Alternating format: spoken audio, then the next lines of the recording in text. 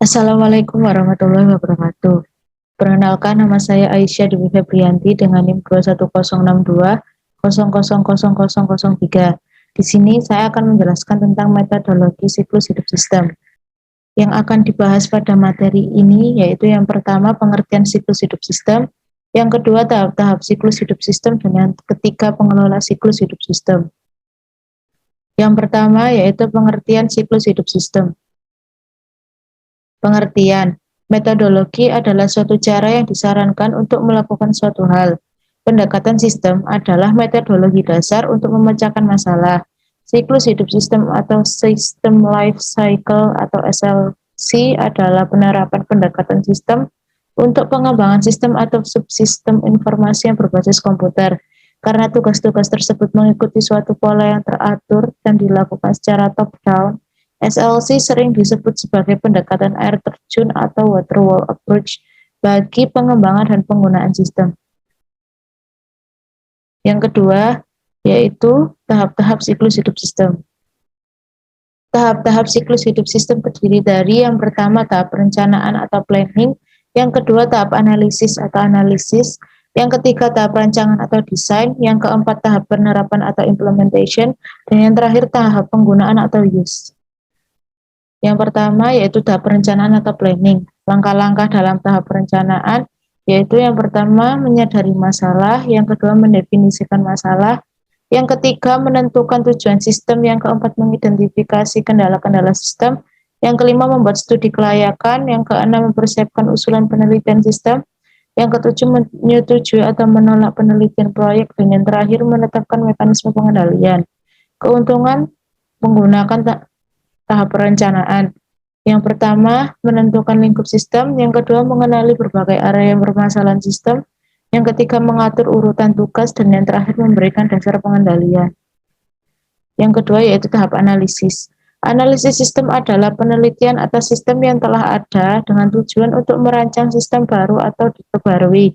Langkah-langkah dalam tahap analisis yaitu yang pertama, mengumumkan penelitian sistem, yang kedua mengorganisasikan tim proyek, yang ketiga mendefinisikan kebutuhan informasi, yang keempat mendefinisikan kriteria kinerja sistem, yang kelima menyiapkan usulan rancangan, dan yang terakhir menyetujui atau menolak rancangan proyek.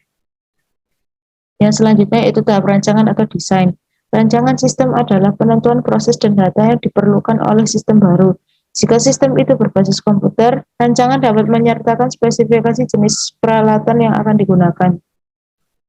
Langkah-langkah sistem tahap rancangan, yang pertama yaitu menyiapkan rancangan sistem yang terinci, yang kedua mengidentifikasi berbagai alternatif konfigurasi sistem, yang ketiga mengevaluasi berbagai alternatif konfigurasi sistem, yang keempat memilih konfigurasi terbaik, yang kelima menyiapkan usulan penerapan, dan yang terakhir menyetujui atau menolak penerapan sistem. Yang selanjutnya yaitu tahap penerapan atau implementation. Penerapan merupakan kegiatan memperoleh dan mengintegrasikan sumber daya fisik dan konseptual yang menghasilkan suatu sistem yang bekerja. Langkah-langkah tahap perencanaan yang pertama yaitu merencanakan penerapan, yang kedua mengumumkan penerapan, yang ketiga mendapatkan sumber daya perangkat keras, yang keempat mendapatkan sumber daya perangkat lunak, yang kelima menyiapkan database, yang keenam menyiapkan fasilitas fisik, yang ketujuh mendidik peserta dan pemakai, yang kedelapan menyiapkan usulan cut over, yang kesembilan menyetujui atau menolak masuk ke sistem baru, dan yang terakhir masuk ke sistem baru. Yang selanjutnya yaitu tahap penggunaan atau use. Langkah-langkah tahap penggunaan adalah sebagai berikut. Yang pertama menggunakan sistem, yang kedua audit sistem, yang ketiga memelihara sistem, yang keempat menyiapkan usulan rekayasa ulang, dan yang terakhir menyetujui atau menolak rekayasa ulang sistem. Yang selanjutnya yaitu saya akan membahas tentang pengelola siklus hidup sistem. Yang pertama yaitu tanggung jawab eksekutif. Jika lingkup sistem mempengaruhi organisasi luas, maka direktur utama, tapi kalau bersifat menyempit, maka bisa dialihkan ke CEO bagian administrasi. Yang kedua, komite pengarah SIM atau steering komite.